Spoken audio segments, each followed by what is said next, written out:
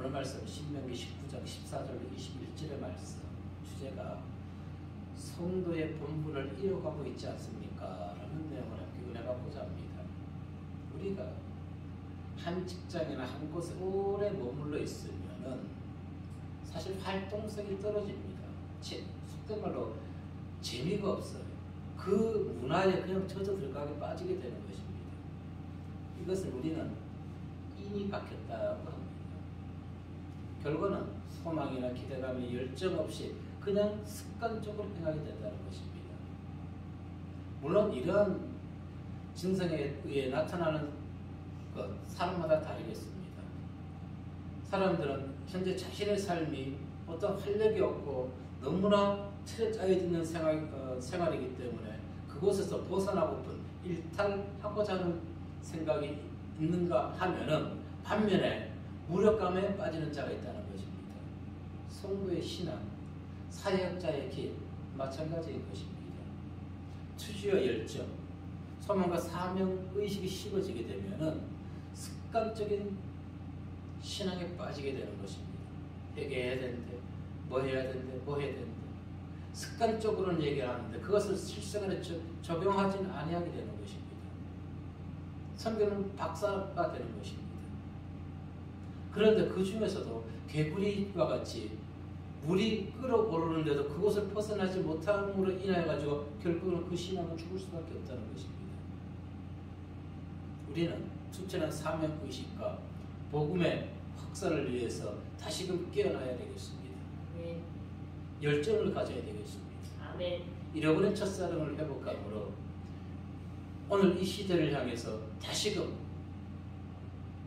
진리인 복음의 말씀만을 전파하는 성도님들 되시길 바라겠습니다. 아멘. 첫 번째 우리에게 들려준 말씀, 옮기지 말아야 할 경계표라는 내용입니다.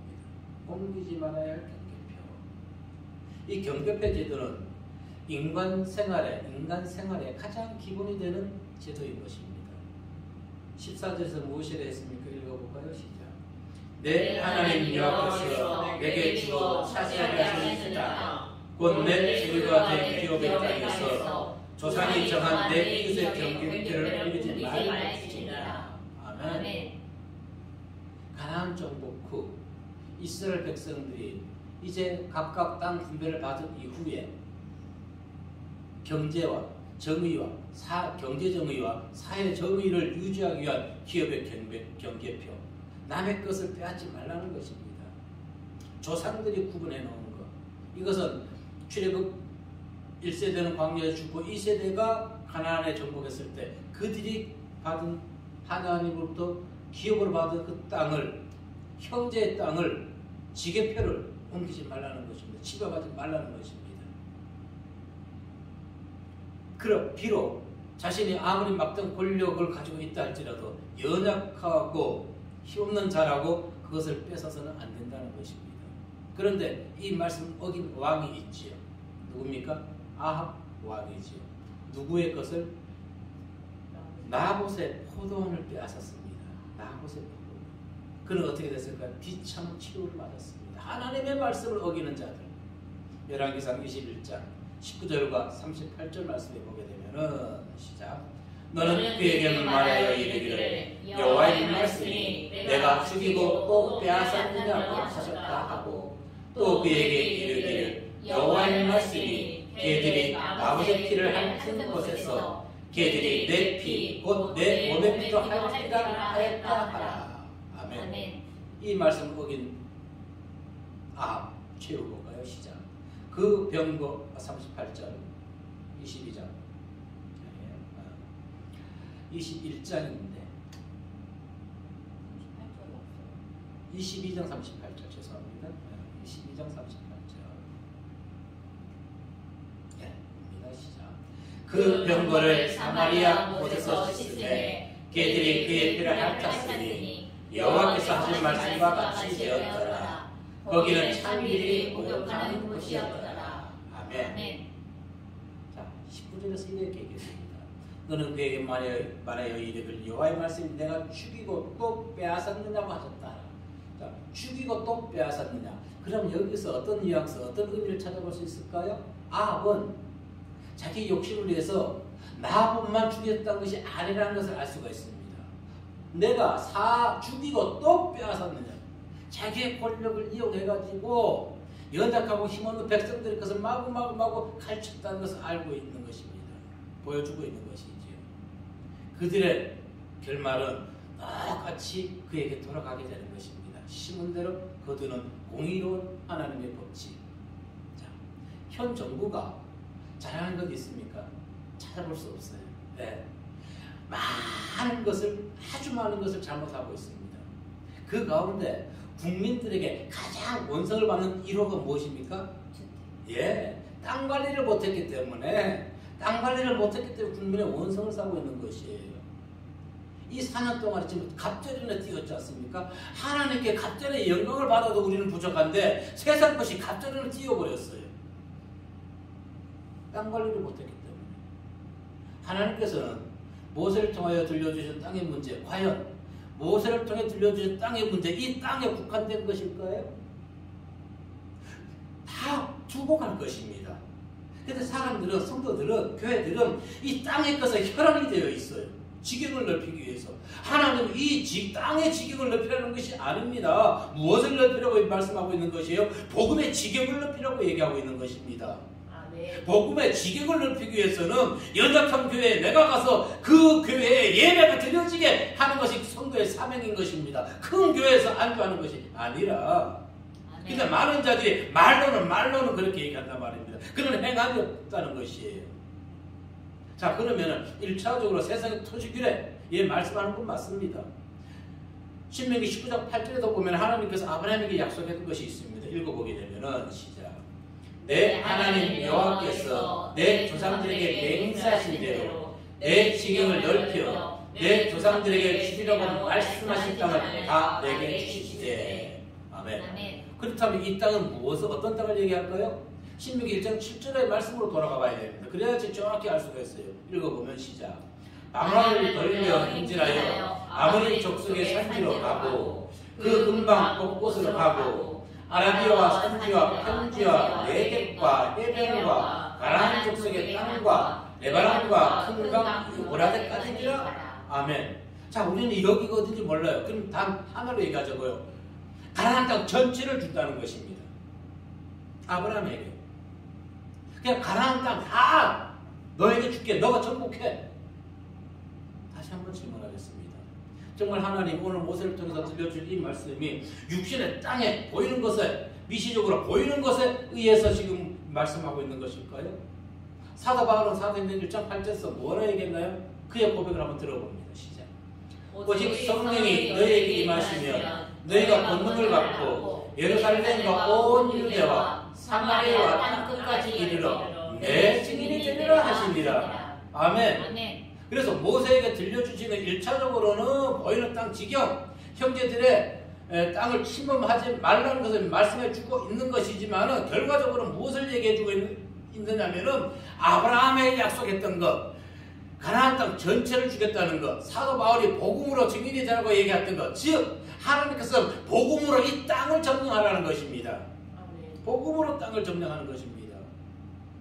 형제의 이웃의 땅을 아합과 같이 뺏는 것이 아니라, 죽이고 뺏는 것이 아니라 하나님의 땅의 영적인 의미는 복음으로 그 땅을 살리게 하라는 것입니다. 심령의 땅, 죽어있는 땅, 죄악된 것으로 인해서 우리 심령이 얼마나 죽어 있습니까? 복음으로 땅 끝까지 하나님의 나라를 확장, 다 통곡하라는 것입니다. 그런데 오늘날 교회들은 이 미시적인 경계표, 눈앞에 이익만 바라보고 있다는 것입니다. 좋게 본다는 것이죠. 그러니까 내 교회만 분리시키는 것이에요. 내 교회만. 그러면서 교회를 크게 지으면서 이것이 하나님의 뜻이다. 아니, 분명히 무차 얘기해도 그거는 목사 개인의 욕심인 것입니다. 그것은 욕심인 것이에요. 목사 개인의 욕심이라는 것입니다. 그런데도 그들은 모른단 말입니다. 여러분. 육적으로 목동이 한 마리의 양을 위해서 꼴을 준비하는 건 쉽습니다. 100마리, 1000마리보다 한 마리가 쉬워요. 육적으로는. 그러나 영적으로 보자고요. 한 마리를 양육하기 위해서 말씀을 준비하는 것이나 100마리, 1000마리 양을 위해서 말씀을 준비하는 것이나 차이가 날까요? 아니요. 한 마리를 위해서든지 100마리, 1000마리를 위해서든지 양을 위해서 영적 꼴을 준비하는 것은 다 똑같다는 것입니다. 아니면 오히려 더 어려울 수 있어요. 무엇이 한 마리의 양을 위해서 꼴을 준비하는 것이. 근데 세상 사람들은 한 마리 양을 놓고 있는 사람들은 시간이 많은 걸로 착각하고 있다는 것입니다. 능력이 없는 걸로 착각하고 있다는 것입니다. 누가 그래나요?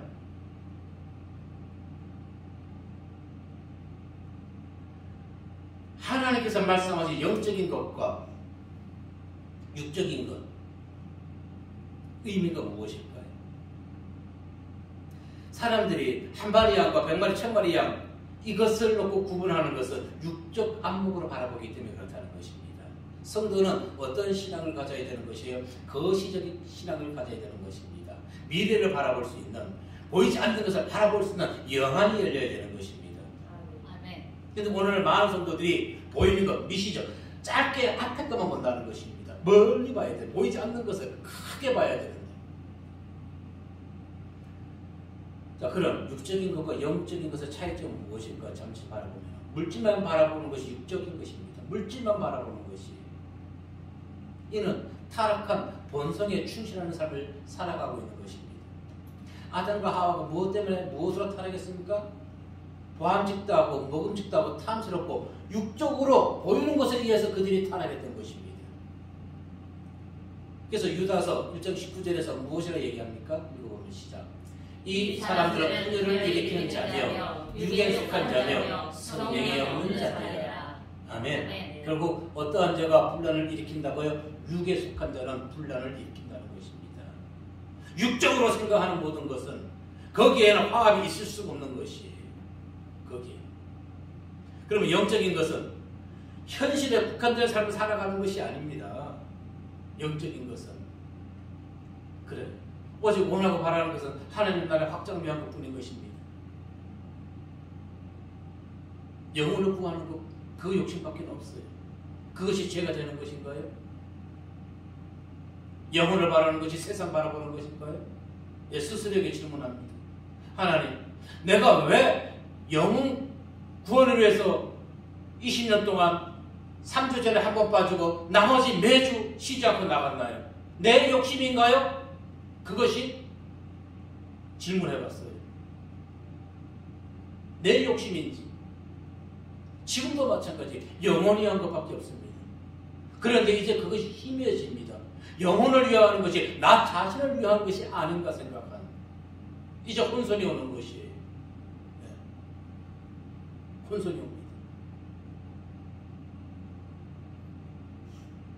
그러나 우리는 영적인 사람이 되어야 되는 것입니다.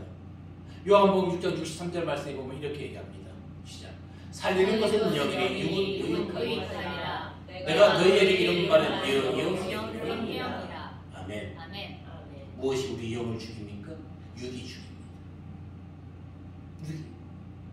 육이 우리 영을 죽입니다. 영이 살아야 되는 것입니다. 그것은 오직 하나님의 말씀밖에 없는 것입니다. 그런데 성령님의 은총이 함께 해야 되는 것입니다. 영적인 것은 먹든지 마시든지 무엇을 하든지 오직 하나님의 영광을 위해서 만드는 것입니다. 자, 오늘 본절에서 말씀하는 땅에 관한 경계석의 규례, 궁극적 의미는 짧게 육적인 것을 얘기하지만은 거시적으로 크게 앞을 내다봤을 때는 영적인 하나님의 나라를 상징한다는 것입니다. 우리가 이와 같은 큰 신앙, 거시적 신앙을 가졌을 때는 당면한 문제에 함몰되지 아니하고 오히려 그들에게 꿈과 희망과 소망을 주게 되는 것입니다. 그래서 시편 119편에서 기자는 이렇게 얘기합니다. 고난이 내게 유익이라. 고난이 내게 유익이라. 그런데 오랜 고난 가운데 있는 목자들은 이 말씀도 이제 확신이 없다는 것입니다. 이 말씀도 네, 솔직히 고백드립니다. 이 말씀 정말 고난이 유익일 것일까? 고난. 그래서 신학에서는 학자들은 신의론을 주장합니다.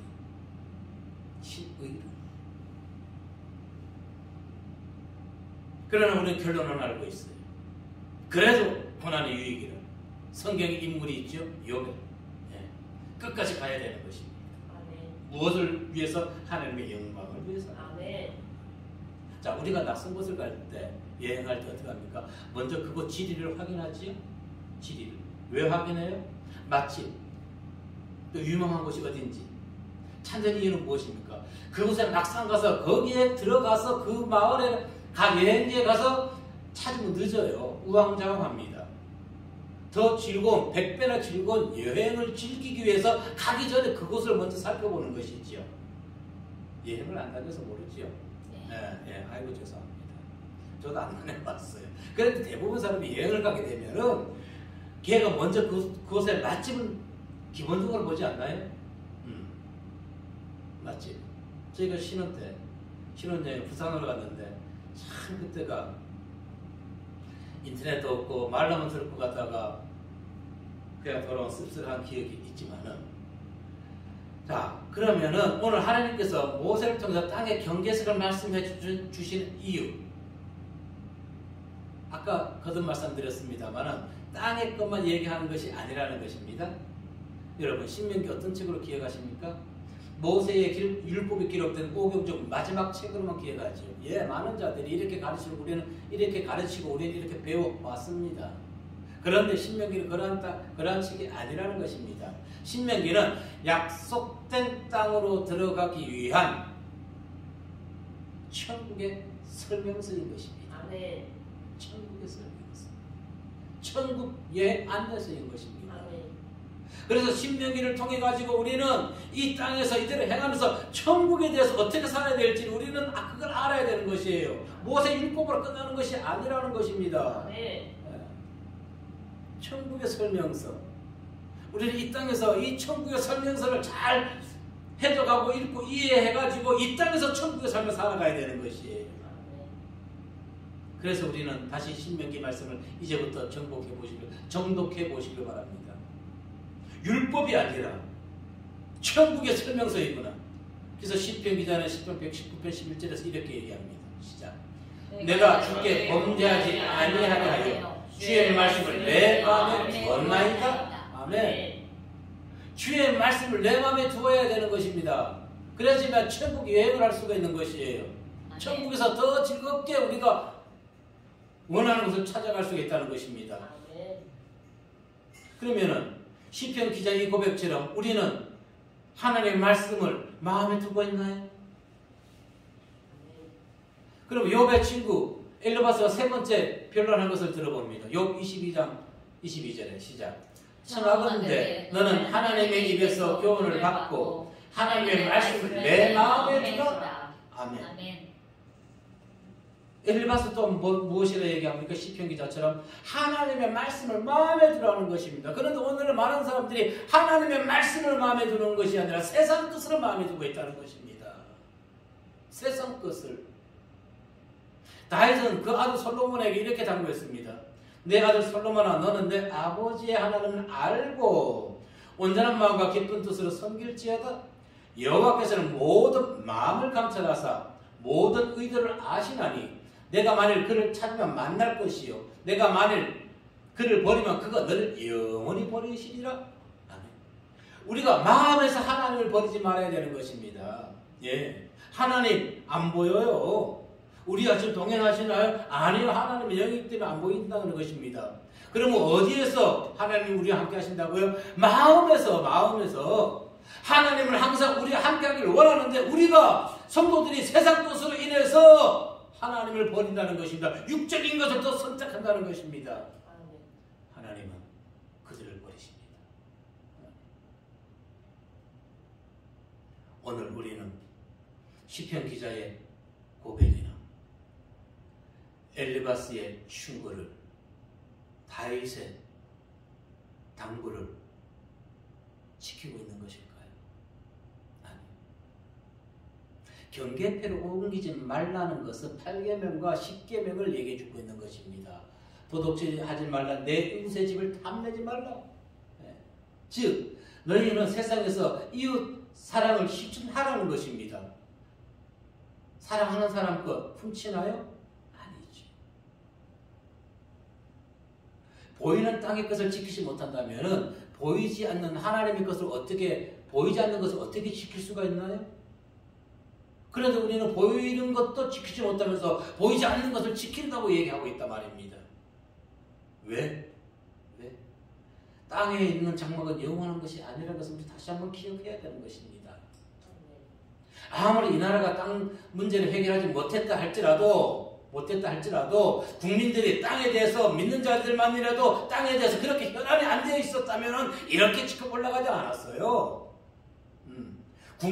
이 정부만 뭐라 할 것이 아니란 말입니다. 국민성도 문제가 있는 것이에요. 국민성도 욕심 아닌가요?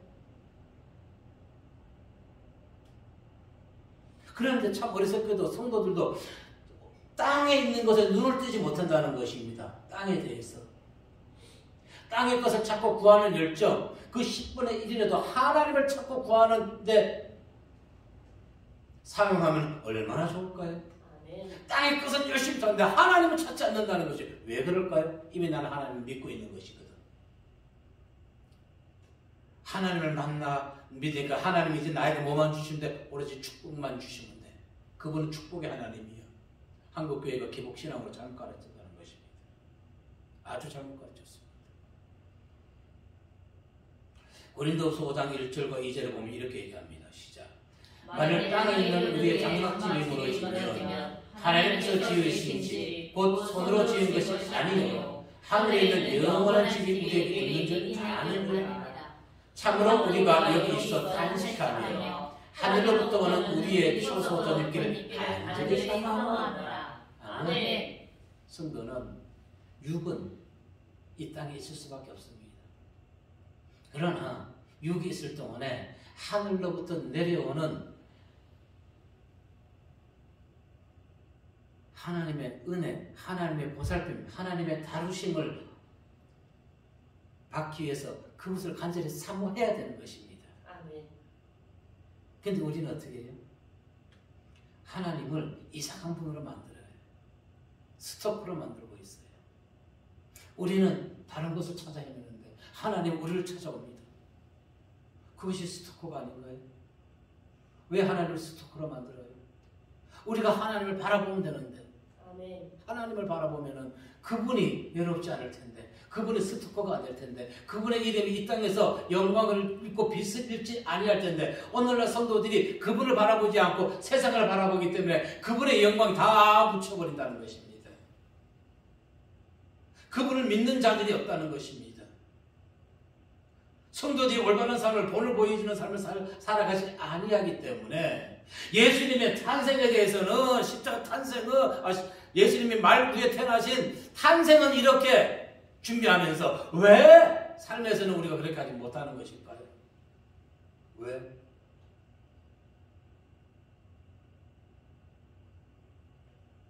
많은 자들이 거룩한 옷을 입고 있다가 거룩한 옷을 벗어버렸습니다. 거룩한 옷을 입고 있다 할지라도 이 거룩한 옷이 세상 것을 오염이 됐어요. 이 벗어던진 의의 옷을 우리는 다시 입어야 될 것이고 입고 있는 옷이 우리가 세상 것으로 오염되어 있다면 주님의 보혈로 다시금 우리는 이것을 새롭게 빨아야 되는 것입니다. 아멘. 다시 빨아야 됩니다. 특별히 지금 한국교회가 반드시 다시 빨아야 되는 것입니다. 아멘. 왜 빨아야 될까요?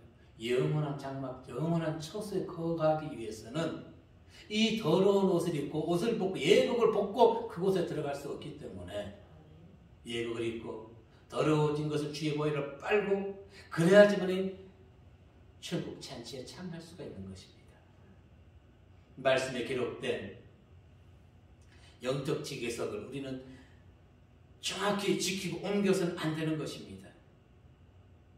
법관인 하나님 냉정하신 분입니다. 하나님은 법관이에요. 그분은 사상이나 이념에 편승하지 않습니다. 오직 당신께서 제정하신 법 감정에 의해서만 심판합니다. 판결합니다. 법 감정에 의해서만. 그런데 하나님이 경계시켜 놓으신, 구분시켜 놓으신 이 지계석을 옮기는 목사, 교장들이 있다는 것입니다. 그리고 그들 따르는 성도들이 있습니다. 그리고 그들의 목소리가 더 크다는 것입니다.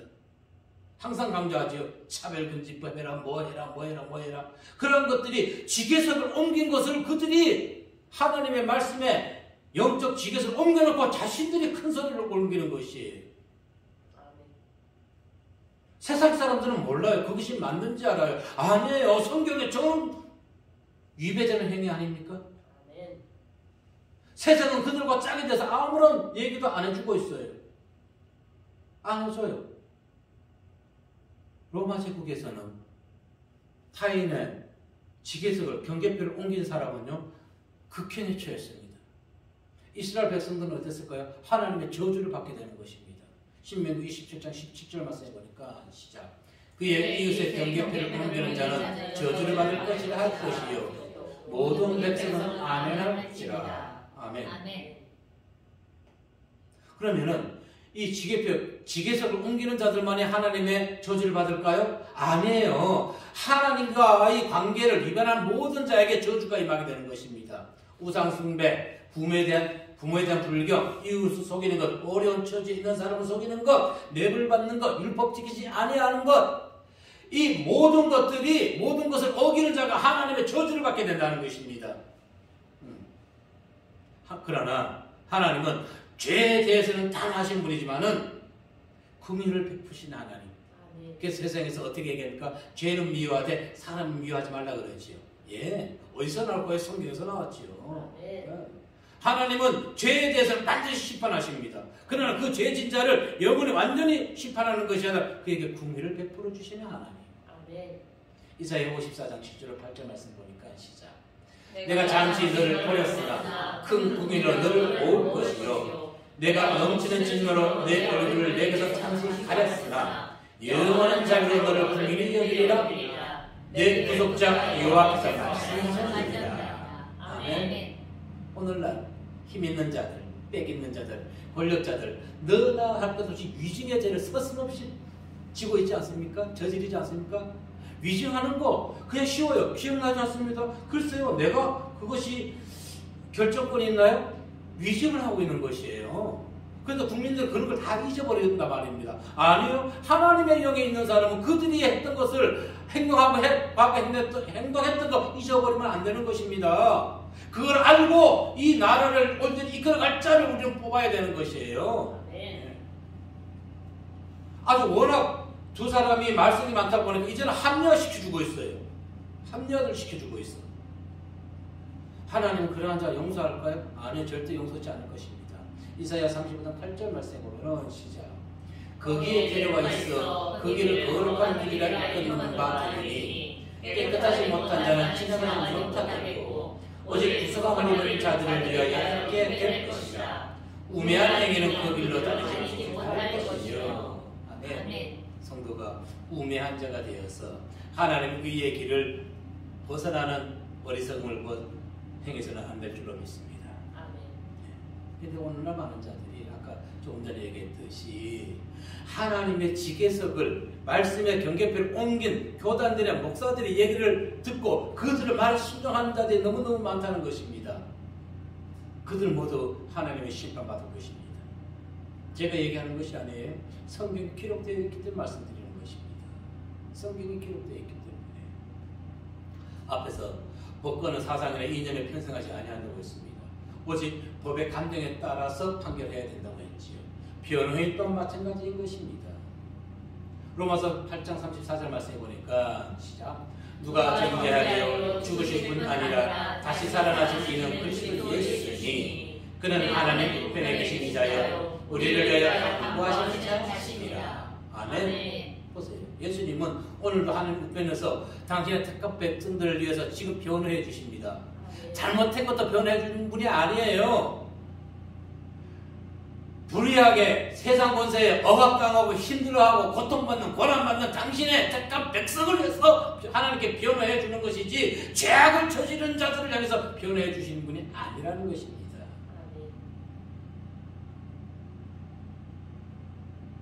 말씀의 경계석을 따르는 자들, 말씀의 경계석을 넘어서 말씀의 경계석을 지키면서 말씀의 삶에서 행동하고 순종하는 자들, 그들만을 변호해 주는 분 하나님. 그래서 우리는 이러한 변호해 주시는 예수님을 보면서 죄인을 이 땅에서 변호할 때도 법 감정에 의해서 변호해야지 개인의 감정에 의해서 집안이라고 불쌍히 여기고 뇌물을 받고 그런 식으로 해서 죄를 감형시켜 주고 변호해서는 안 된다는 것입니다. 그 결과가 지금 나타나고 있지 않나요? 그때 법 감정에 따라서 올바르했다면 왜 그와 또 구설수에 오르나요? 그래서 법의 본래 목적을 훼손시키며 변호하는 것은 안 된다는 것입니다. 그래서 법을 행하는 자들도 짧은 안목으로 볼 것이 아니라 큰 안목으로 미래를 내다보면서 현재 법을 적용시켜야 되는 것입니다. 왜? 경계벽에 옮겨지듯이 법 집행의 각도가 위치에서 벗어나게 되면 그로 인해서 또 다른 무고한 피해자가 나오기 때문에 그런 것입니다. 법이 이 사람 다르고 저 사람 할 때 다르고 그러면 무슨 의미가 있나요? 그건 법이 아니에요. 그건 법이 아니에요. 법관의 사생에 의해서 이념에 의해서 판결이 잘못된다면 그 또한 법이 잘못된 것이에요. 법관은 오직 무엇에 의해서 사상과 이념이 아닌 법 감정에 의해서만 판결해야 되는 것입니다.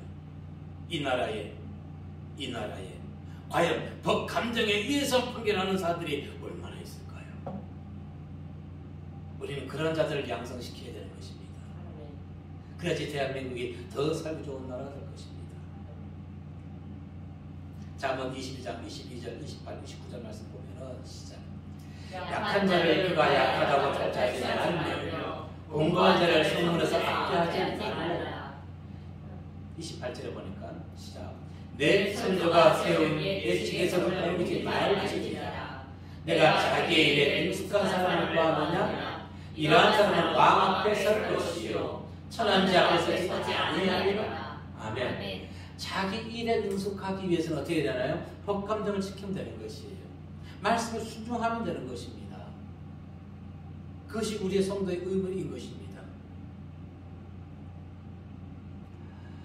자, 오늘 모세를 통해서 명령하신 영적인 경계성, 분명히 자기 신들의 마음대로 욕심을 위해서 옮기지 말라고 명령했습니다.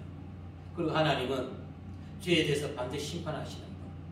여러분, 심판받는 것이 두려워서 무서워서 죄를 안 지어서는 안 되는 것입니다.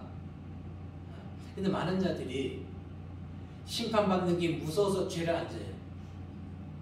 안 그럴까요?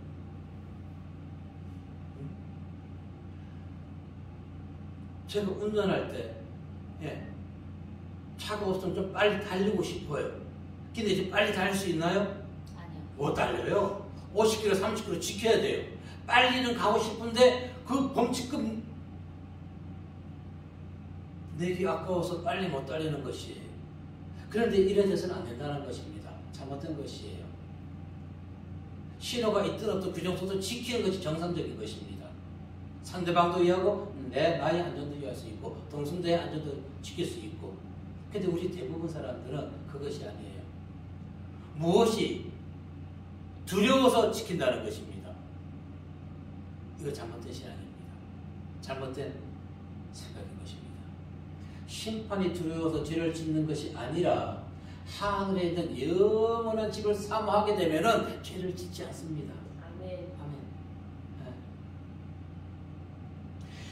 하늘에 있는 하나님이 예배해 놓으신 주님이 우리를 위해서 변호해 주신 그 천국의 영원한 집, 사람이 짓지 아니하고 하나님이 완벽하게 지어 놓으신 그 집을 사모하는 사람들은 이 땅에서 죄를 범하지 아니한다고요. 아멘. 말씀에 경계에 풀만 따라가는 교회 양목자와 성도 되기를 바랍니다. 아멘. 기도하겠습니다.